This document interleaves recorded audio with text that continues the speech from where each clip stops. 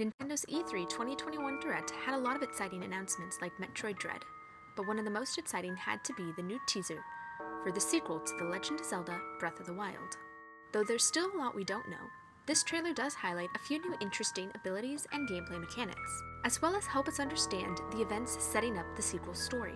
Before we get into speculation, I compiled together clips from both trailers and put them into what I believe to be a chronological order.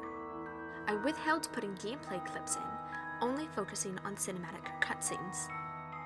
Now let's break this down.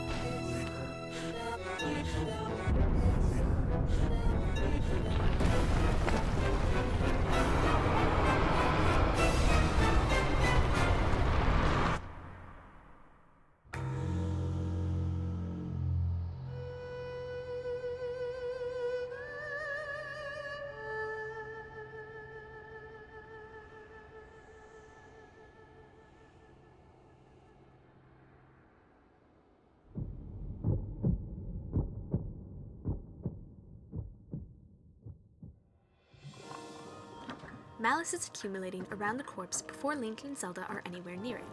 It seems whatever Ganondorf is doing with the Malice, it's happening simultaneously to, and in some ways regardless of, Link and Zelda's travels. It might have started before Link and Zelda even started exploring.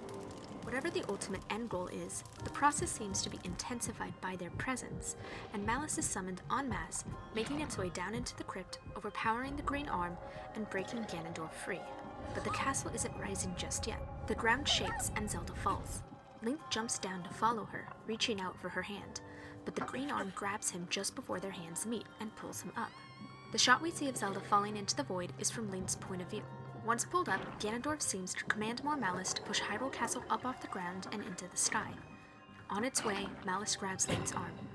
Whether this was plotted by Ganondorf to incapacitate Link in some way, or just plot convenience, we do not know. However, it does grab Link's right arm, his dominant hand. This scene also confirms that the corpse is underneath Hyrule Castle. The collection of Malice that allows him to break free of the hand also pushes Hyrule Castle into the sky from underneath the castle, implying it is all amassed in the same place. The second teaser further establishes that Link's arm will not be merged with the Green Arm when it pulls him up. Instead, we can now infer that the arm will merge with Link after Link's arm is grabbed by Malice. This is backed through three key details. 1. The design of the Malice as it creeps over Link's arm resembles a hand with long fingers, similar to the hands of Malice that push Hyrule Castle up off the ground.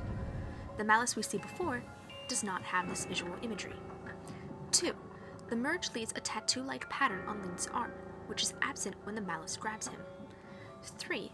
The Green Arm grabs his left arm to pull him up, but merges with his right, the same arm grabbed by Malice. Despite knowing these details, we still do not know why the arm merges with Link's arm. Perhaps it's trying to soothe whatever wound he gets from the Malice and help him survive the castle rising. Or maybe it is tasked with sealing Malice and seals Link's arm, mistaking the Malice attacking Link's arm for Ganondorf's corpse. Whatever the case, both the Malice and the arm merge take a huge toll on Link's body. In the close-up on the arm, presumably after the merge, Link seems to be passed out on the floor. If these events are the introduction to the game, then it would allow for the sequel to start with him waking up, similar to Breath of the Wild and many Zelda games before. However, it should be noted that in the close-up, we can see that Link seems to be shirtless. The green sash armor we see him wearing in the trailer does expose part of his chest. It could be that the scene of the arm merging with Link and the scene of him lying down on the ground are not connected at all. After all, how would a magic arm merging with Link's arm explain his champion's tunic and other armor just vanishing? Especially when we know that they will be in the game because we've seen gameplay segments where Link is wearing them. Regardless of if those two clips are connected or not, there is an interesting detail to note. In the close-up shot of Link's arm, it looks like he is laying down. We also see a circle design surrounded by what looks to be Gerudo glyphs, reminiscent of the Gerudo text found in the green swirls of magic seen in the E3 2019 First Look trailer. As for the glyphs on the ground, one of them looks like a deconstructed Y, but the overall message is hard to read. This is understandable considering we cannot see the full message, and we don't even know if we are reading the message from the start. Now that we've gone over the cinematic cutscenes, what about gameplay footage? First, let's start with enemies and bosses. One of the first things of note is the new variants and types of monsters. We see that Bokoblins and Taluses look different, with Bokoblins sporting one long horn in the middle of their head instead of two small nubs. We also see that these new Bokoblins have set up an encampment on the Talus, with wooden planks protecting the Talus's weak spot on two sides. This will add an interesting element to gameplay, making Taluses harder to scale, and forcing players to either destroy the wooden planks before aiming at the weak spot, or just getting better at aiming. We also see a new monster type not found in Breath of the Wild. It seems like it is encountered in the sky, based on the clouds, ruins, and orange trees found behind it. There are a couple of interesting elements to its design. First, its detached claws resemble the arm holding down Ganondorf, with its green color, long fingers, and long golden nails. There are also two design elements resembling the Shika Eye.